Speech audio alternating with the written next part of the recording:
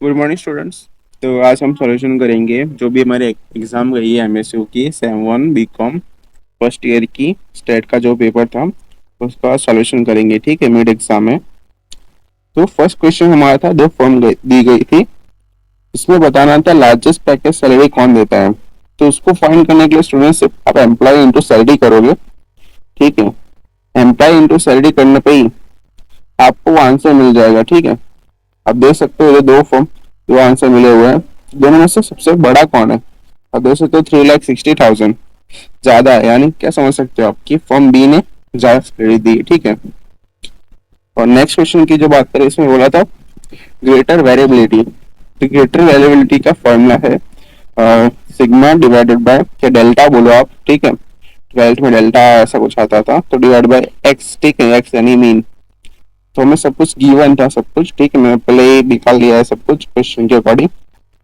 तो उसको करोगे तो 1 1 आएगा, यानी फॉर्म जो है उसकी वेरिएबिलिटी सेम है। ठीक है, ये सेंटेंस लिखना। ठीक है, सेंटेंस लिखना बहुत ज्यादा जरूरी है, नहीं लिखोगे तो मार्क्स कट जाएगा, और लिखोगे तो मार्क्स मिलेगा भी नहीं। ठीक है, नहीं लिखना तो है ही। तो नेक्स्ट क्वेश्चन देखते हैं कि ये स्टेटमेंट आप लिख सकते हो हायर सीओवी यानी कोफिशिएंट ऑफ वेरिएंस यानी हायर वेरिएबिलिटी, लोअर सीओवी यानी लोअर वेरिएबिलिटी। ठीक है, क्वेश्चन थर्ड है एवरेज सैलरी और कंबाइंड वेरिएंस निकालना था। तो कंबाइंड मीन और कंबाइंड मीन निकालना है। ठीक है, कंबाइंड मीन हम ऐसे निकालेंगे N N1 X1 plus N2 X2 और डिवाइड में N1 प्लस N2। ठीक है, और वैसे जैसे वैल्यू आप पुट करोगे तो इससे हमारा कंबाइंड मीन निकल जाएगा। वेरिएंस ढूंढने के लिए आप रूट कर दो, और जो हमारा डी वाला फॉर्मूला है उसको पुट करोगे तो आंसर आ जाएगा। ठीक है, डी कैसे ढूंढते हैं, जो नीचे मैंने बताया गया है। कंबाइंड मीन में से x1 को माइनस कर दोगे, यानी x1 को माइनस कर दोगे, और फ्रॉम b के लिए xb को माइनस कर दोगे, फिर उसका स्क्वायर निकाल दोगे। ठीक है, फिर आंसर आपका आ जाएगा जो आपको इतना वैल्यू में पुट करना होगा। ठीक है, तो नेक्स्ट क्वेश्चन जो हमारा है वो था ये वाला क्वेश्चन। बहुत सारे स्टूडेंट्स को ये क्वेश्चन आया नहीं, लेकिन क्वेश्चन भी सेम ही था। जो एक्सरसाइज का 27 नंबर का क्वेश्चन है उसके जैसा ही था। हमें जो इधर क्लासेस दी गई थी, ठीक है, क्लासेस उसके अंदर से एक्स निकलेगा। मिड वैल्यू कैसे, lower plus highest divide by 2 करके होगा। आपको मिड वैल्यू निकालना है। मिड वैल्यू से निकालने के बाद एफ एक्स करना है। एफ एक्स यानी ये वाली वैल्यू इंटू ये वाली वैल्यू, तो हमें एक्स एक्स मिलेगा। सी एफ तो आपको पता है कैसे निकलते हैं। फिर एफ एक्स का स्क्वायर करना है, एफ एक्स इंटू एक्स को इंटू करके। ठीक है, एफ एक्स का स्क्वायर मिलेगा। ये हमें क्यों ढूंढना है, ये हमें स्टैंडर्ड डेरिवेशन ढूंढने के लिए काम आएगा। और इसके अंदर जो हमें एब्सोल्यूट रिलेटिव बोला था, रिलेटिव मेजर्स निकालने का, तो उसको याद करने का मैं बता देता हूँ। रिलेटिव मेजर्स बोला तो मैं क्या क्या निकालना पड़ेगा। रेंज निकालना पड़ेगा। ठीक है, कोफिशिएंट ऑफ रेंज, ये क्वार्टाइल डेरिवेशन, ये शॉर्ट फॉर्म में लिखा था उसको याद करने का, ROSC, रोज की स्पेलिंग आती है ना रोज, तो ई के जगह सी आएगा खाली।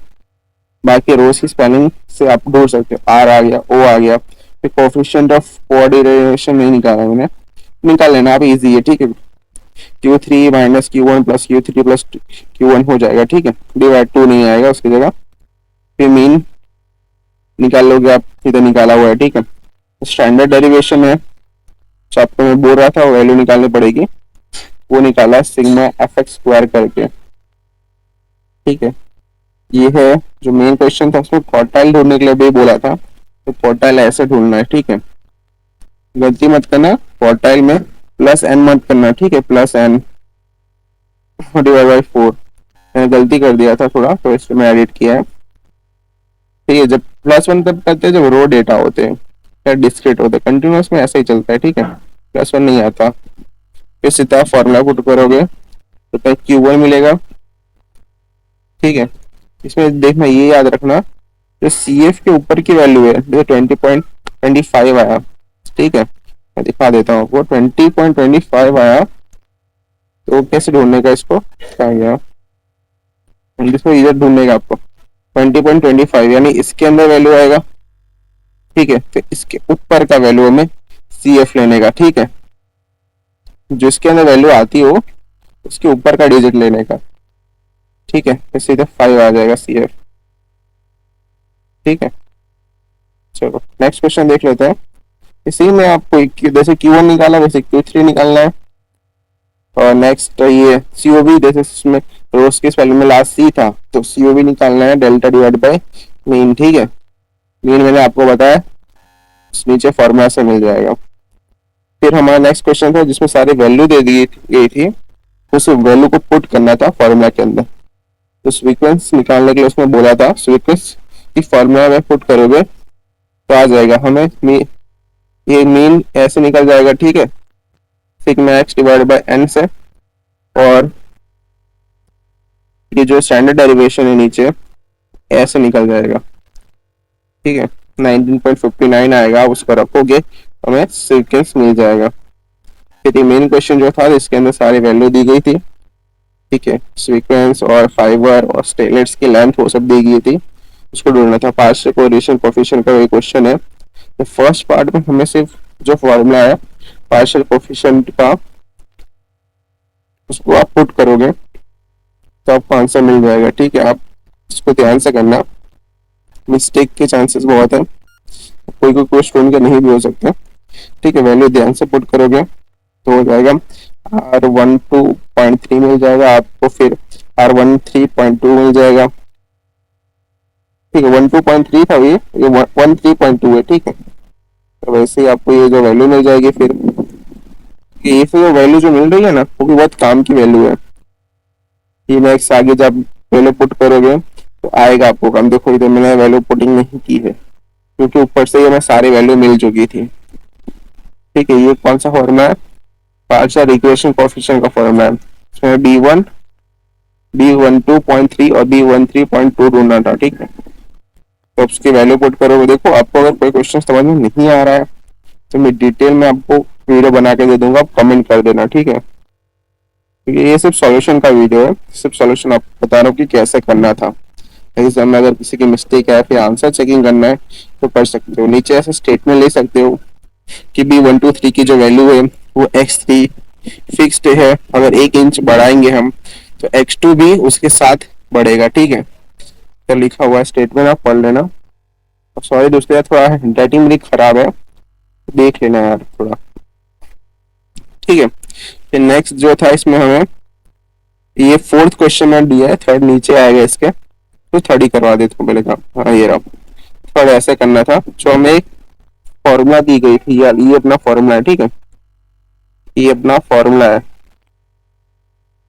उस फॉर्मूला में आप वैल्यू पुट करते जाओगे ना तो आपके आंसर आते जाएंगे। सिंपल सा है, ठीक है। देख लो इधर ध्यान से देखो, आप इसको खुद भी ट्राई करना।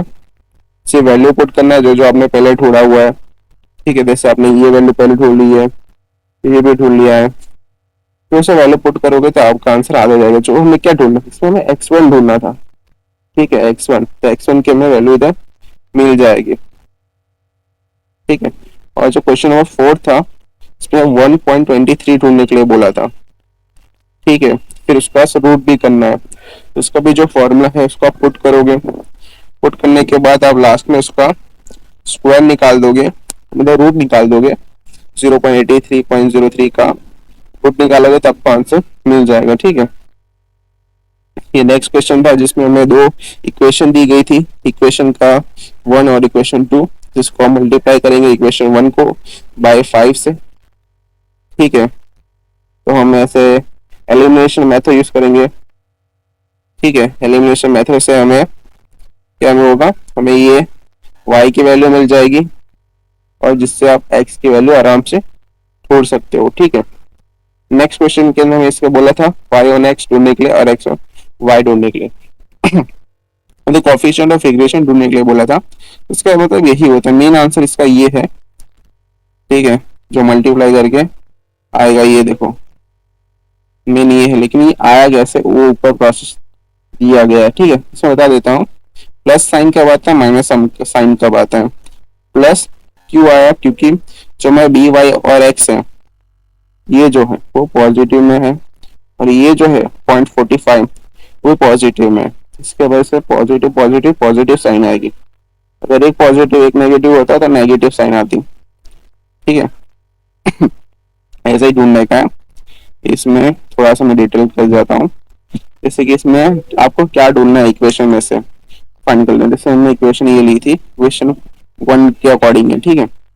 आप उसको वैल्यू पुट करोगे तो हमें क्या y निकालेंगे, ठीक है। इसमें y हो रहा है, इसमें देखो डी वाई एक्स दिया है, तो डी वाई एक्स यानी कि, ठीक है, आप y फाइंड कर रहे हो, ठीक है। ये तो लिखाता नहीं है इतना, लेकिन डी वाई एक्स में y फाइंड कर रहे हो। 4.5 को डिवाइड किया, तो इधर स्टार्टिंग की वैल्यू थी जो x के साथ वैल्यू थी, इसको छोड़ देना, इसको ये भूल जाओ, इसको, ठीक है, इसको भूल जाना है हमें, ठीक है, इसको भूल जाना है हमें, इसको देखना है। तो 4.5 को आप डिवाइड करोगे तो 0.8 आएगा, ये तो हमें बी वाई और एक्स की वैल्यू मिल जाएगी। सेम इसके अंदर भी हमें एक्स ढूंढना था, हमने वाई तो ढूंढ लिया, एक्स टू हो गया, ठीक है। एक्स ढूंढने के लिए हमें क्या करना पड़ेगा, जो वाई के साथ वैल्यू है उसको दोनों को डिवाइड कर दोगे, हमें आंसर मिल जाएगा इस तरह से। तो दोस्तों यही वीडियो में था, अगर किसी को डिटेल सॉल्यूशन चाहिए हो तो प्लीज कमेंट बॉक्स में बताना, मैं बता दूंगा, ठीक है, कैसे करते हो डिटेल में। ये सिर्फ सॉल्यूशन का था, अभी 10 आंसर अपना चेक कर सकते हो। Thank you.